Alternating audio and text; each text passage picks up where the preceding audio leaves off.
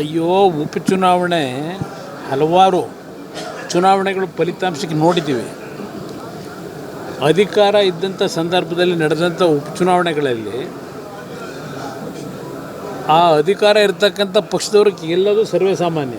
ಈಗ ಉದಾಹರಣೆಗೆ ಈಗ ನಾವು BJPದೇ ತಗೊಳ್ಳೋಣ. ನಾವು ಅವರು ಹೊಂದಾಣಿಕೆ ಮಾಡ್ಕೊಂಡಿದ್ದೀವಿ. KR ಪೇಟೆ ಉಪಚುನಾವಣೆ ನಡೀತು. KR ಪೇಟೆ ಉಪಚುನಾವಣೆಯಲ್ಲಿ BJPಗೆ ಇದರಲ್ಲಿ ಗೆಲ್ಲಕ್ಕೆ ಸಾಧ್ಯವೇ ಇಲ್ಲ. ಆ ಕ್ಷೇತ್ರ BJP ಅಭ್ಯರ್ಥಿ ಗೆದ್ದರು. ಶಿರಾದಲ್ಲಿ ನಿಮ್ಮ ಪಕ್ಕದಲ್ಲೇ ಇಲ್ಲಿ ತುಮಕೂರಲ್ಲಿ BJP ಅಭ್ಯರ್ಥಿನೇ ಗೆದ್ದರು. ಅವತ್ತು BJP ಸರ್ಕಾರ ಇತ್ತು. ಆ ಸೀಟ್ಗಳು ಎಂದೂ ಸಹ BJP ಗೆದ್ದಿಲ್ಲ. ನಾನೇನು 2 ಉದಾಹರಣೆ ಕೊಟ್ಟಿದ್ದೀನಿ. ಅದು 2 ಕ್ಷೇತ್ರದಲ್ಲಿ BJP ಗೆದ್ದೇ ಇರಲಿಲ್ಲ.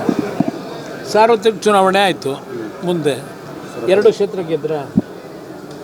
ಈಗಲೂ ಅಷ್ಟೇ ಪಾಪ ಅವರು ಯಾವುದೋ ಭ್ರಮೇಲೆ ಮುಂದೆನೂ ನಾವೇ 2028 ನಾವೇ ಏನು ಹೇಳ್ತಾರೆ. 28 ಜನ ಯಾವ ತೀರ್ಮಾನ ಕೊಡ್ತಾರೆ ಅನ್ನೋದನ್ನ ಕಾದು.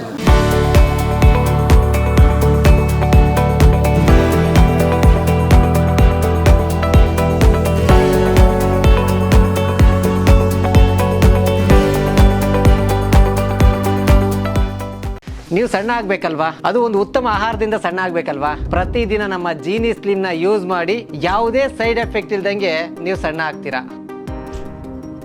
ಇಂತಹ ನೈಜ ಕುತೂಹಲ ಭರಿತ ಸುದ್ದಿಗಳು ನಿಮಗೆ ಸಿಗಬೇಕಂದ್ರೆ ರಾಜ್ಯದ ಪ್ರತಿಷ್ಠಿತ ಜನಪರ ಡಿಜಿಟಲ್ ಸುದ್ದಿ ಮಾಧ್ಯಮ ಪಬ್ಲಿಕ್ ಇಂಪ್ಯಾಕ್ಟ್ ಚಾನಲನ್ನು ಯೂಟ್ಯೂಬ್ನಲ್ಲಿ ಸಬ್ಸ್ಕ್ರೈಬ್ ಮಾಡ್ಕೊಳ್ಳಿ. ವಿಡಿಯೋ ಇಷ್ಟವಾದರೆ ಲೈಕ್ ಮಾಡಿ, ನಿಮ್ಮಿಷ್ಟದವರಿಗೆ ಶೇರ್ ಮಾಡಿ ನಮ್ಮನ್ನು ಪ್ರೋತ್ಸಾಹಿಸಿ.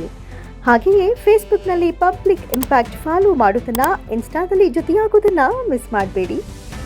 ಜಾಹೀರಾತು ಹಾಗೂ ಬಿಸ್ನೆಸ್ ಪ್ರಮೋಷನ್ಗಾಗಿ ಸಂಪರ್ಕಿಸಿ 9606037450 ಅಥವಾ 9353224116.